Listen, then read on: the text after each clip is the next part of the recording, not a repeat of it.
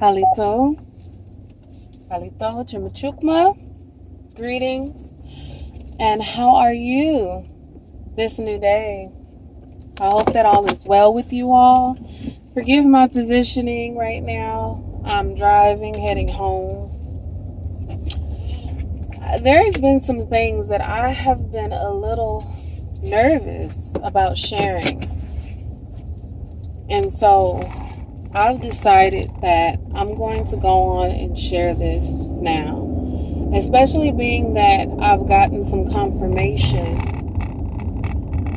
about the messages that I've been receiving. So those of you who know me, who follow me, and actually see what it is that I am associated with and what I do, I am a shaman healer. I'm a shaman healer of the Choctaw Nation, as that is my family's lineage. I'm a very, very spiritual person, have been since I was a little girl. I've always just kind of knew things, saw things and heard things, had conversations with things that weren't there to others. I've always stayed to myself for that reason, because I've always had that type of connection and have been able to see and hear divinely. So, with all that being said, I've been receiving messages and transmissions lately about what's to come and the truth behind the coronavirus, as well as the 5G situation, which, by the way, has been approved by the United States, and they will be implementing the 5G all throughout major cities, more so than smaller cities or rural areas. Simply being is because the goal is to affect the masses on a grand or greater scale than what can be done in rural areas or small cities, small towns. What is taking place in small cities and towns is that the coronavirus is impacting a lot of our elders, because our elders are oftentimes the ones that are dealing with respiratory issues, having COPD, emphysema, asthma, bronchitis, and so on and so forth. The other issue are with younger individuals who are not, in their eyes, who are not beneficial to society. They're looking at people who have not gone to college because they are not indoctrinated.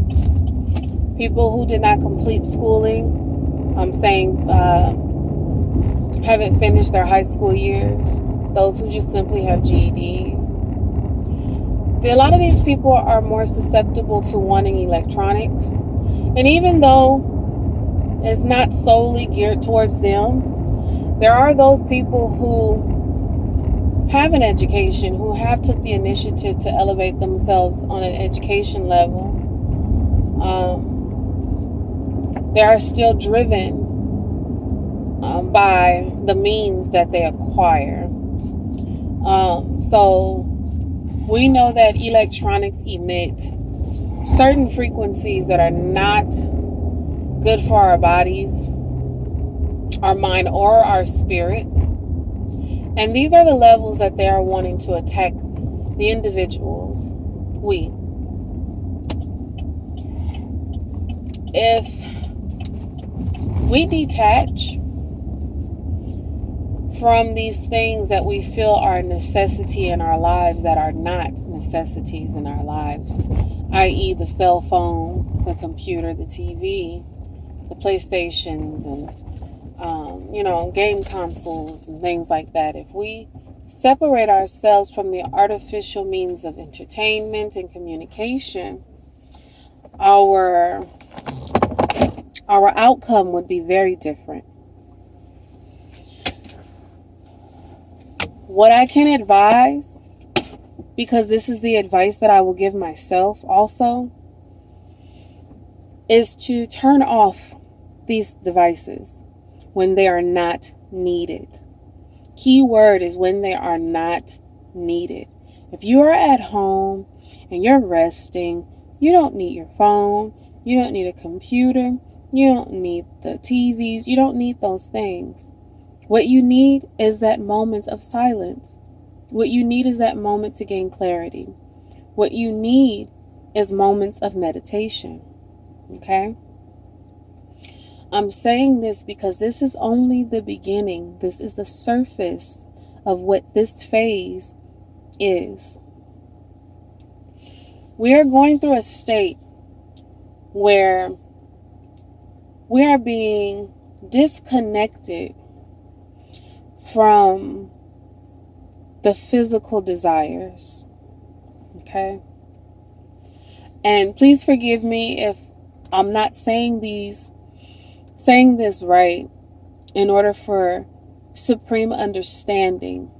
And I apologize for that because sometimes this comes in forms or visuals or ways that it's difficult to explain in words.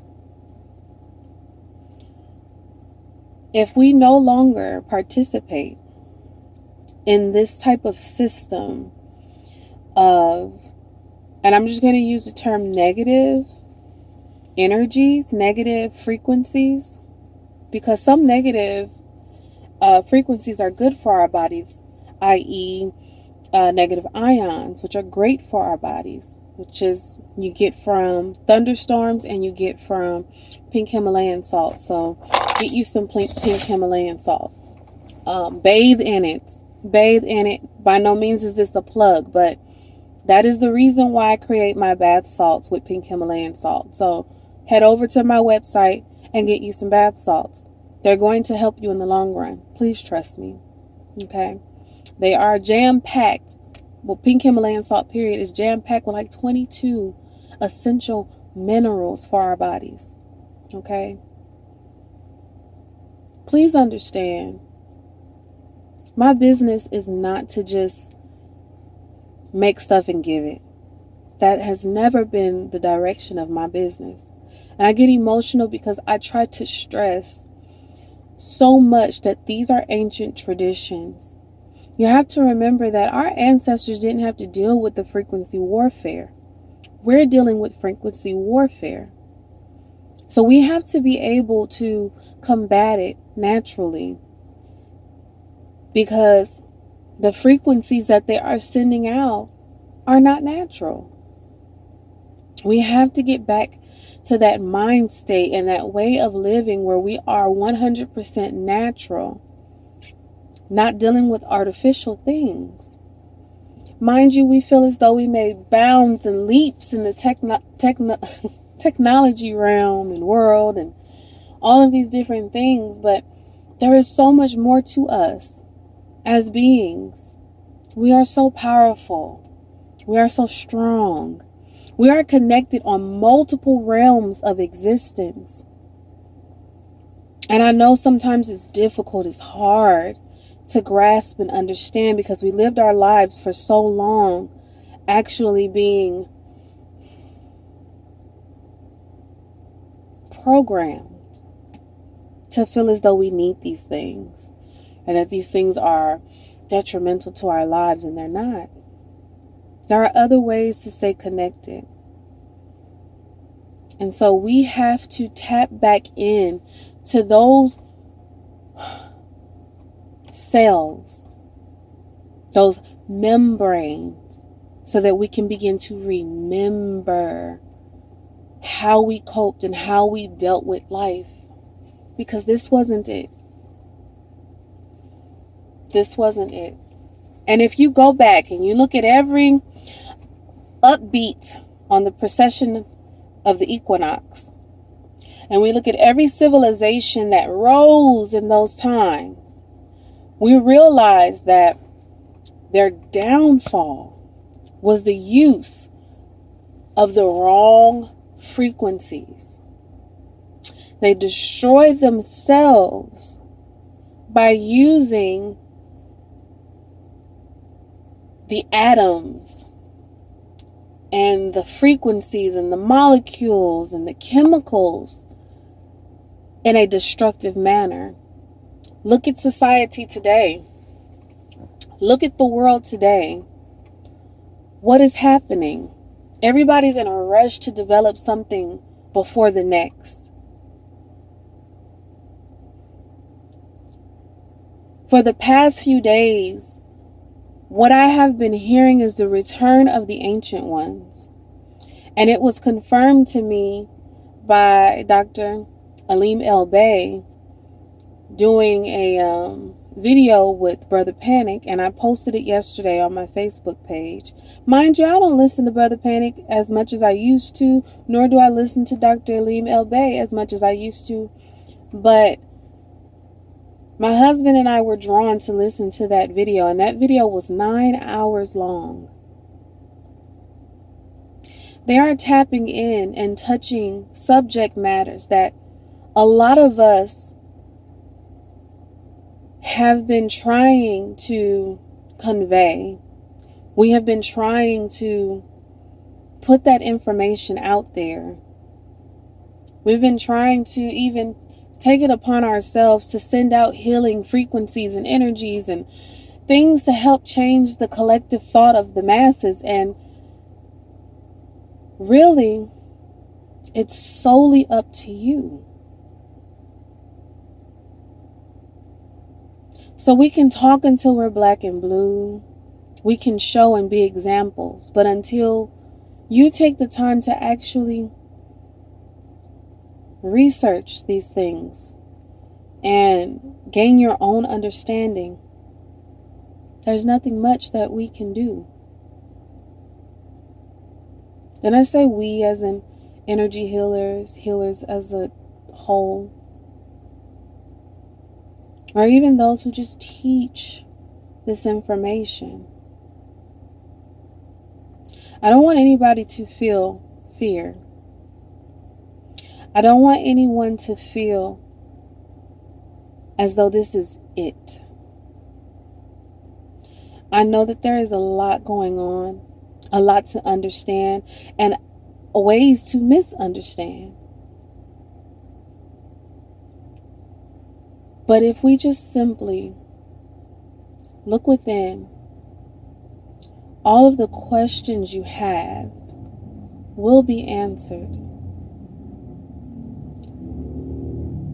So many means, through dreams, through visions, through your thoughts during meditation. Don't dismiss your mind. Don't dismiss your willpower. I encourage you all to begin a ritual. Now, don't get alarmed by the word ritual. It simply means something that you do constantly on a daily basis. So if you get up every morning and you take a shower and you put on a certain song and you sing it to the top of your lungs, that is a ritual. Okay?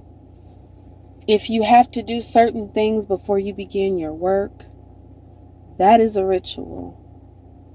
Nothing scary about it. When you think about the word spiritual, ritual is right there, smack dab in there, right in the middle. We are spiritual beings, no matter what. No matter how you want to look at it, how you want to phrase it, or whatever, this is who we are. There's nothing we can do to change that, except for ignore it. Okay? And what I want you to understand is that if we don't get back into this aspect of ourselves and understanding that this is who we are,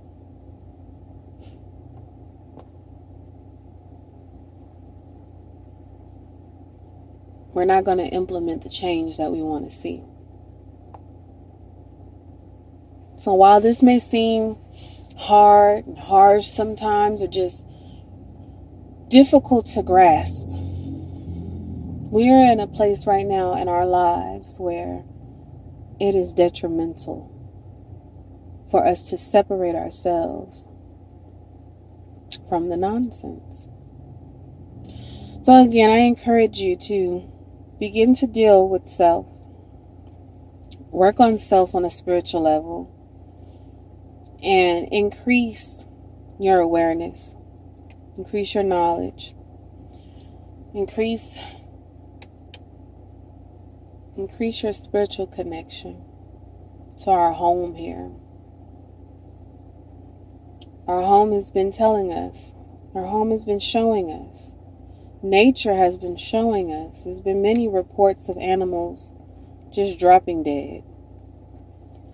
And if we look at how they are made, it's not that much different from us. They have organs, they have blood flowing through them, they have water flowing through them, they have electrical current flowing through them, just as we do. So it's important to look at your surroundings and look at the happenings. Anyone who knows anything about shamanic studies or medicine men, medicine woman, and what have you, they make sure they establish a connection with their community, meaning